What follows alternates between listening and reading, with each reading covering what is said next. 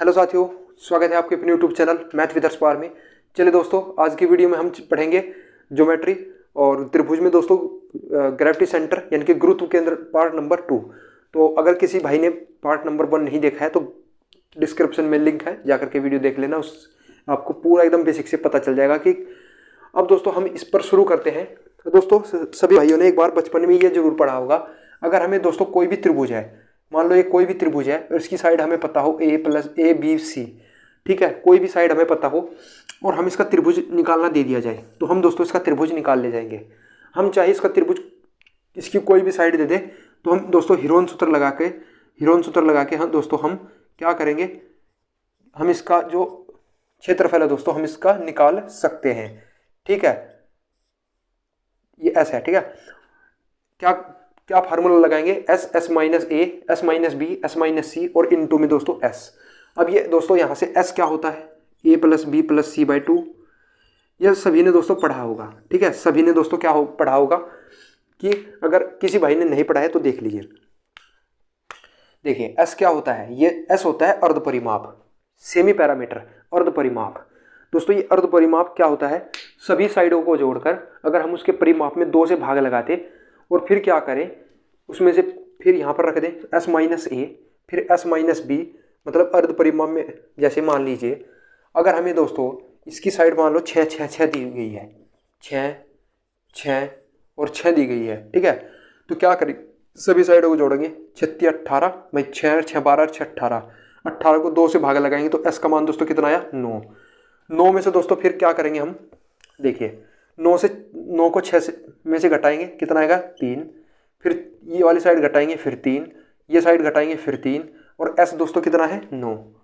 तो यहाँ से दोस्तों हम इसके ऊपर रूट लगा देंगे तो इसका क्षेत्रफल दोस्तों कितना आ जाएगा, 3 तो बाहर आ जाएगा और अंदर रह जाएगा दोस्तों क्या, और एक 3 और बाहर आ जाएगा, अंदर रह जाएगा दोस्तों 3, यानी कि दोस्तों कितना आ जाएगा 3 3 9 √3। तो इसका जो दोस्तों क्या बना, इसका क्षेत्रफल कितना है 9√3। देख लीजिए इसका एक फार्मूला दोस्तों समबाहु त्रिभुज का ये भी होता है क्या, ये देख लीजिए यहाँ से भी दोस्तों कितना आया 9√3। तो दोस्तों ये दोनों तरीके से कितना सेम आ जाएगा, यानी कि हम दोस्तों क्षेत्रफल निकाल सकते हैं। लेकिन भाई ये मैंने आपको क्यों बताया दोस्तों, इस अगर मैं क्या करूं, अब दोस्तों मैं आपको साइड ना दूं, इस त्रिभुज की साइड ना दूं, इस त्रिभुज की साइड ना देकर आपको क्या दे दूं, माध्यिका की साइड, माध्यिका की लंबाई दे दूं। मान लो इसकी जो माध्यिका है, इस त्रिभुज की जो माध्यिका है, ठीक है, मान लो ये माध्यिका, यहाँ से ये माध्यिका, यहाँ से ये माध्यिका। ठीक है, ये थोड़ा सा गलत हो गया है, कोई बात नहीं। तो अगर मैं माध्यिका दे दूं दोस्तों, कब तो हम तो इसका क्षेत्रफल निकाल सकते हैं। जी हाँ दोस्तों, 100% हम इसका क्षेत्रफल निकाल सकते हैं। तब आपको सूत्र क्या लगाना है, तो सूत्र आपको लगाना है पहली माध्यिका यानी कि m1, फिर दूसरी माध्यिका m2 प्लस तीसरी माध्यिका m3। ठीक है दोस्तों, इतना कर दिया, इसको 2 से भाग लगा देना तो आपका दोस्तों क्या निकल जाएगा, m निकल जाएगा। अब आपको क्या करना है, इस रूट में रखना है और m जैसे हम कर देते हैं m -1, m -2 और ब्रैकेट में दोस्तों m-3 और बाहर एक काम और कर देना, बस 4/3 से गुणा कर देना। बस ये फार्मूला दोस्तों आपको लगा लेना। m का मान कहाँ से आएगा, और m में से पहली वाली माध्यिका को माइनस कर देना, दूसरे वाली को माइनस कर देना, तीसरी वाली को माइनस कर देना और 4/3 गुणा कर देना। 4/3 से जैसे ही गुणा करोगे तो इसका दोस्तों क्षेत्रफल आपको निकल के आ जाएगा। साइड दे तो ऐसे, तो सिंपल जो ये फार्मूला बताया था वो कर लेना, अगर माध्यिका की लंबाई दे तो ऐसे कर लेना। तो ये फार्मूला बनता है, चाहे इस पर मैं अलग से वीडियो ले आऊँगा, लेकिन इस वीडियो में मैं आपको ये इसका नहीं बता रहा हूँ कि भाई आप कैसे इसको कर सकते हैं। तो ध्यान दीजिएगा दोस्तों, ये पहले नंबर का पॉइंट था इस वीडियो का। अब चलते हैं दोस्तों दूसरे नंबर के पॉइंट, बहुत ही आसानी से मैं आपको सिखाने वाला हूँ। गणित बेहद ही ज़्यादा आसान सब्जेक्ट है दोस्तों, अगर आप इसको ध्यान से पढ़ें तो। ठीक है, चलिए दोस्तों अब चलते हैं पॉइंट नंबर 2 की ओर। दोस्तों पॉइंट नंबर 2 में क्या करते हैं हम दोस्तों, याद रखना ये बहुत इंपॉर्टेंट है दोस्तों। यहाँ से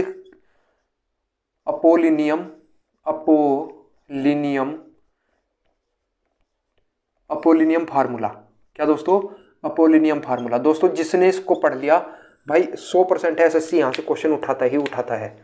क्या दोस्तों, एसएससी यहाँ से क्वेश्चन उठाता ही उठाता है। मान लीजिए दोस्तों, अगर मैं कोई त्रिभुज दे दूँ, ठीक है दोस्तों, कोई त्रिभुज दे दूँ, ठीक। अब हम क्या करेंगे, यहाँ से क्या करेंगे, इसका एक मीडियन खींच लेंगे, मीडियन खींच लेंगे और क्या करेंगे दोस्तों, मान लो ये त्रिभुज है ए बी सी और ये है दोस्तों ए डी, एक क्या है ए डी माध्यिका है, क्या दोस्तों, माध्यिका। अब दोस्तों माध्यिका है, अब क्या कहेगा कि इस आपको साइड दे देगा और कहेगा माध्यिका की लंबाई ज्ञात कीजिए।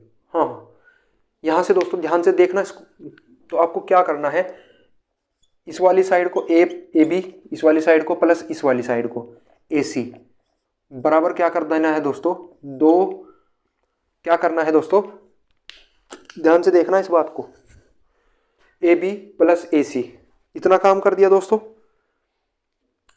मैं आपको याद करवाने की पूरी भरमार कोशिश कर रहा हूँ।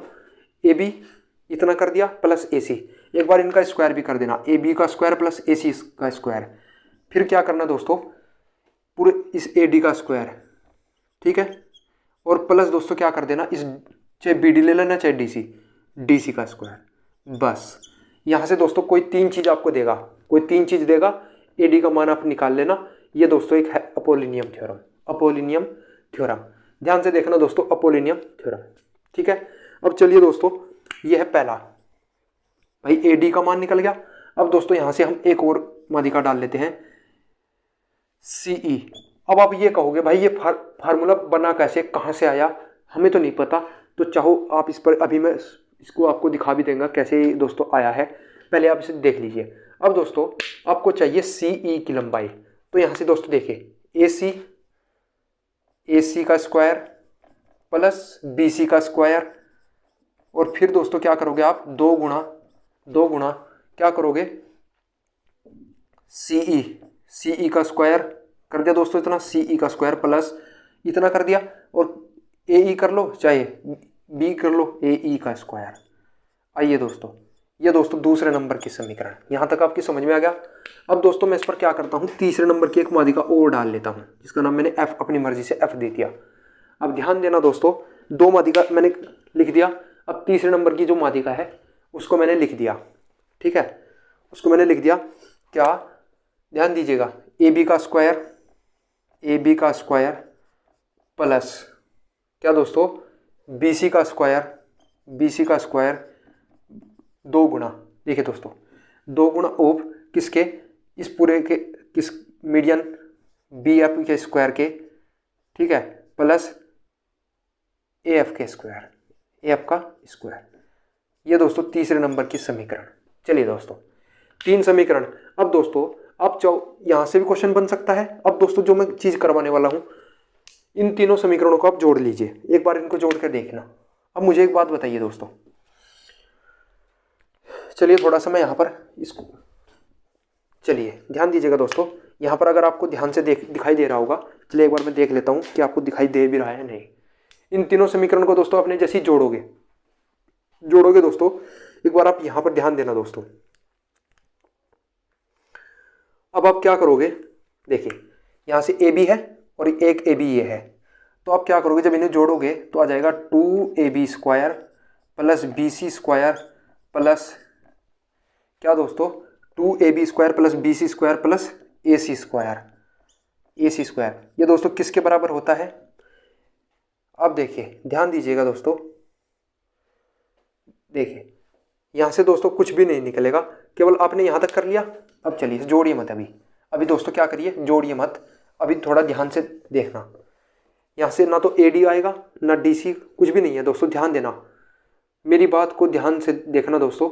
अब हम क्या करते हैं, जहाँ पर दोस्तों डी सी दिखाई दे रहा है आपको, उसको हम बी सी का आधा लिख सकते हैं क्या, बी सी का आधा क्या होता है दोस्तों, डी सी, लिख लिया दोस्तों, बी सी का, अच्छा बी सी का आधा है डी सी। तो अगर दोस्तों हम इसका स्क्वायर करें तो इसका भी स्क्वायर करेंगे, तो यहाँ से आ जाएगा दोस्तों बी सी का स्क्वायर, और नीचे 2 का स्क्वायर करोगे 4 अपॉन किसके दोस्तों, डी सी के स्क्वायर के। यहाँ तक बताइए दोस्तों, क्या आप दोस्तों यहाँ तक कर चुके। चलिए दोस्तों ध्यान दीजिएगा, जहाँ पर दोस्तों डी सी का स्क्वायर है उसकी जगह पर मैं यहाँ पर ये चिपका देता हूँ। चलिए दोस्तों, मैंने यहाँ पर ये क्या किया, यहाँ पर दोस्तों BC का स्क्वायर बटे 4 ये कर दिया दोस्तों। आइए दोस्तों अब चलिए, जहाँ पर दोस्तों AE है, AE एक दोस्तों CE हो गया, एक AE है, A और E, इसको दोस्तों आप AB का आधा लिख सकते हो। AB का आधा दोस्तों कितना है, AE। ठीक है, आप इसका स्क्वायर करिए, क्योंकि यहाँ से AE का स्क्वायर है तो इसका भी स्क्वायर, तो यहाँ से दोस्तों कितना आ जाएगा, AB स्क्वायर बाई 4। तो AE की जगह पर आप AB स्क्वायर बाई 4 कर दीजिए, AB स्क्वायर बाई 4।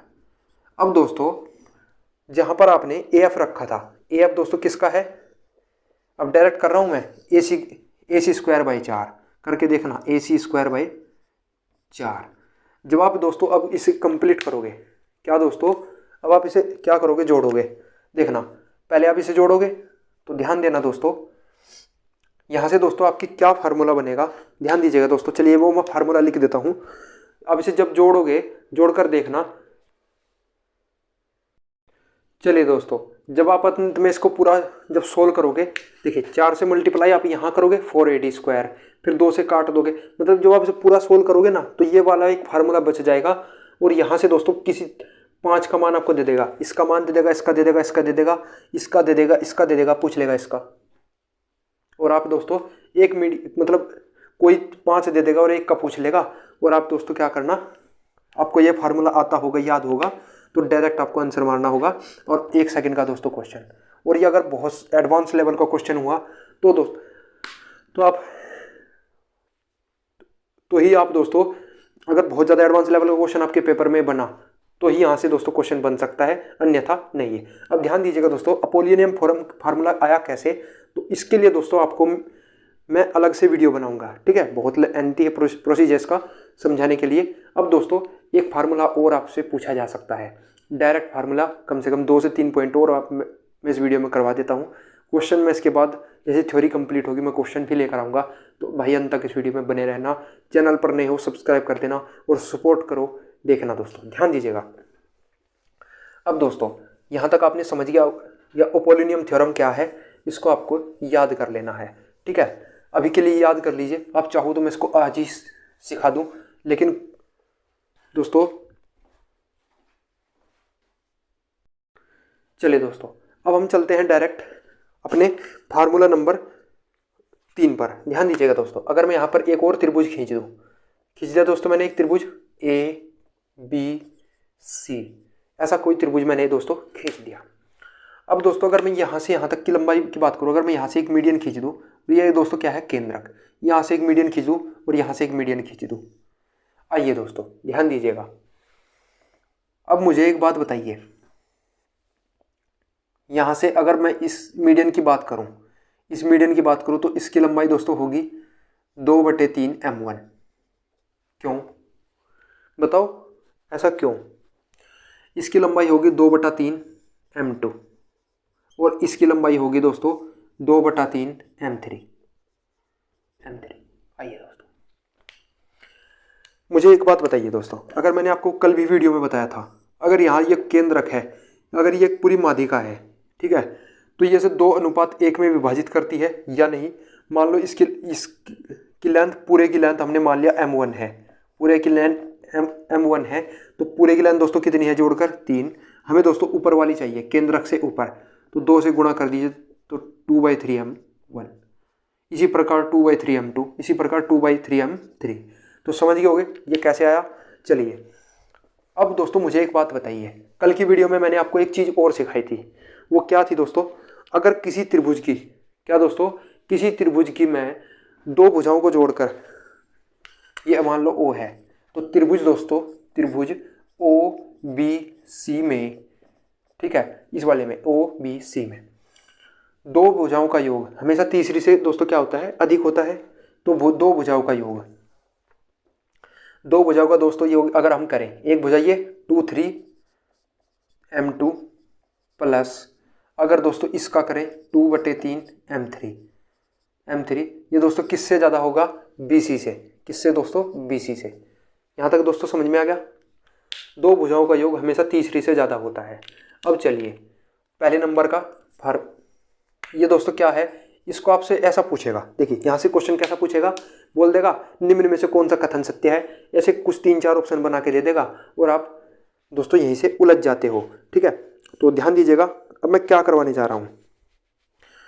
अब दोस्तों ध्यान दीजिएगा, अब दूसरे नंबर का, अब मैं चलता हूँ त्रिभुज, इस वाले त्रिभुज में OAC में। तो ये वाला त्रिभुज दोस्तों यहाँ से देखिए 2/3 M1 2/3 M1 plus 2/3 M3 2/3 M3।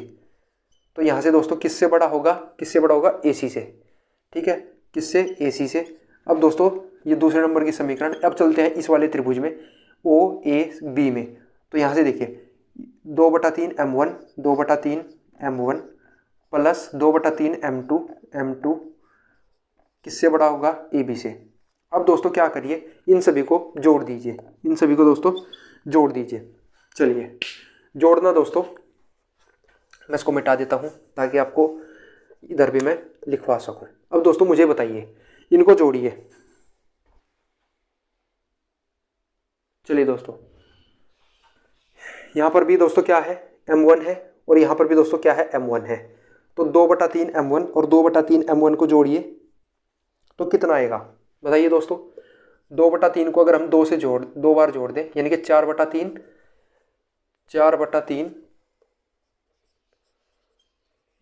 M1, भाई ये वाला M1। तो इसे जब आप इसे जोड़ोगे, देखिए तो एक बार तो इसे जब आप तीनों को जब जोड़ोगे तो M1 2 बार है तो 2।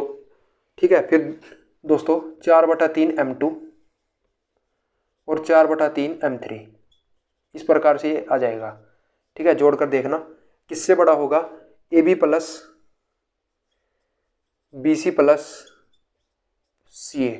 ठीक है दोस्तों, यहाँ से दोस्तों क्या होगा, देखिए ध्यान दीजिएगा दोस्तों, 4 को इसी 4/3 को बाहर कॉमन ले लीजिए तो अंदर बचेगा दोस्तों M1 प्लस M2 और प्लस M3। अब ये M1 M3 क्या है, ये माध्यिकाएं हैं, किससे बड़ा होगा, AB plus BC plus CA। यहाँ तक बताइए दोस्तों। यहाँ हम कह सकते हैं 4M1 plus M2 plus M3 दोस्तों किससे बड़ा होगा, इसके 3 गुणे AB plus BC plus CA से। क्या दोस्तों, CA से, BC प्लस CA से। आइए दोस्तों इसको आप याद कर लीजिए, चाहे आप इसको लिख लीजिए।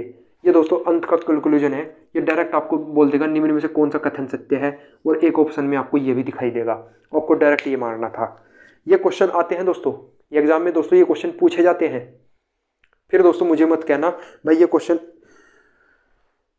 मैं जब दोस्तों आपको क्वेश्चन प्रैक्टिस करवाऊंगा तब आपको सिखाऊंगा भाई ये क्वेश्चन ऐसे से SSC में पूछे गए हैं। ठीक है, चलिए दोस्तों अब मुझे दोस्तों एक और पॉइंट आपको सिखाना है जो बहुत बहुत ज़्यादा इम्पोर्टेंट है। चलिए दोस्तों, अगर कोई त्रिभुज, क्या दोस्तों, चलिए यहाँ पर थोड़ा सा मैं मिटा देता हूँ। चलिए दोस्तों एक भी क्वेश्चन आपसे नहीं बचेगा।